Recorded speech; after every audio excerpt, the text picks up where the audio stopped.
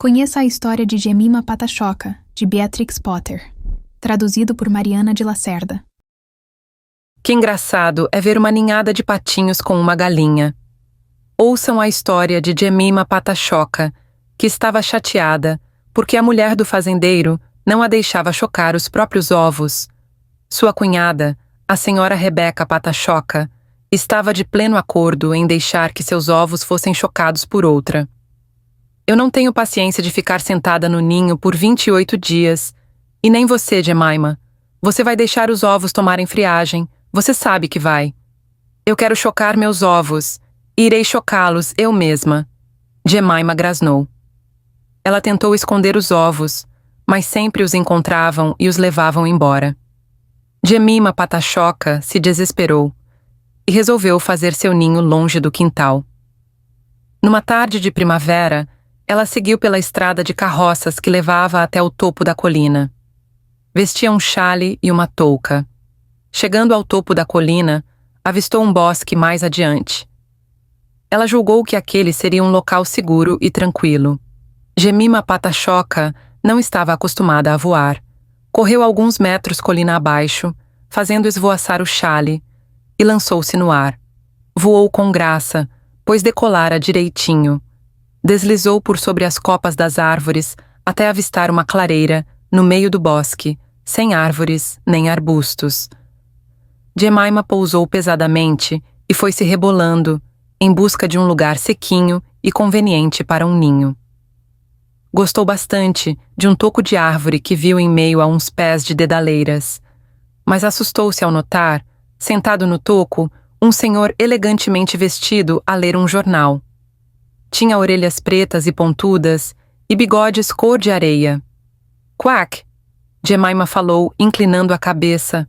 "Quack!"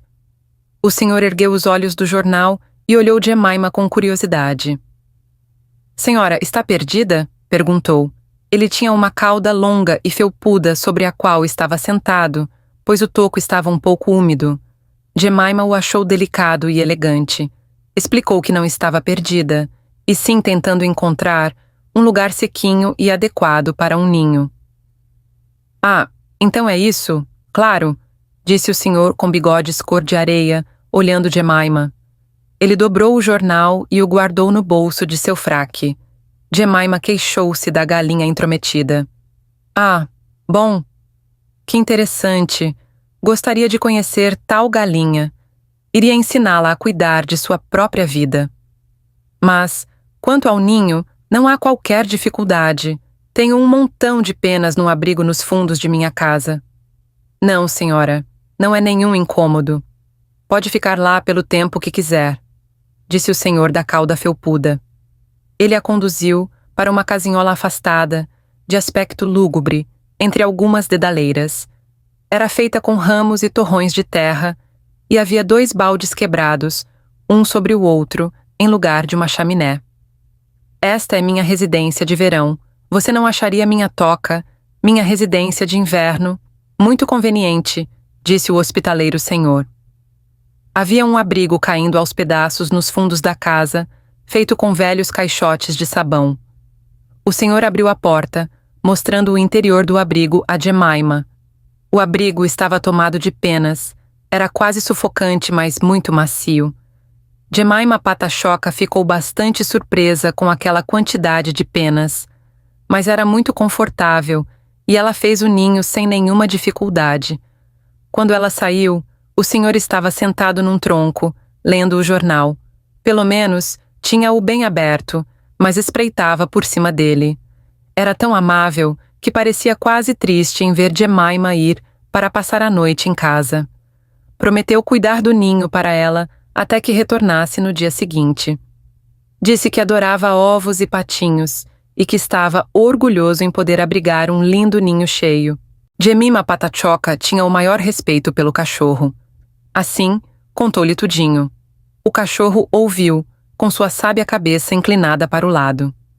Riu-se quando ela descreveu o cavalheiro tão amável e com bigodes cor de areia. Ele perguntou um monte de coisas sobre o bosque e sobre a localização exata do abrigo. Então saiu, trotando em direção à cidade. foi em busca de 2 cães de caça que estavam passeando com o açougueiro. Jemima Pata-Choca subiu a estrada de carroças pela última vez, naquela tarde ensolarada.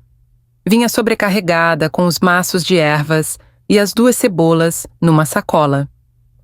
Sobrevoou o bosque e aterrissou defronte à casa do cavalheiro, de longa cauda felpuda. Ele estava sentado num tronco, farejava o ar e olhava ao redor com inquietação. Quando Jemima aterrissou, ele quase deu um pinote. Entre em casa assim que tiver cuidado dos seus ovos. Dê-me as ervas para a omelete. Ande. Ele foi bastante brusco. Jemima nunca o ouvira falar assim. Ficou surpresa e pouco à vontade. Enquanto estava lá para dentro, Jemima ouviu passos dando a volta por trás do abrigo. Alguém com um nariz negro farejou o pé da porta e a trancou. Jemima ficou aflita. Logo depois, houve uma barulheira terrível. Latidos, rosnados, uivos, gritos, gemidos e guinchos. E nunca mais se viu nem sombra do cavalheiro ruivo de bigodes. A seguir, Cap abriu a porta do abrigo para que Jemima Pata-Choca pudesse sair. Infelizmente, os cães de caça correram para dentro e engoliram todos os ovos antes que Cap pudesse impedi-los. Ele fora mordido na orelha, e os cães de caça estavam mancando. Jemima foi levada para casa aos prantos por conta dos ovos.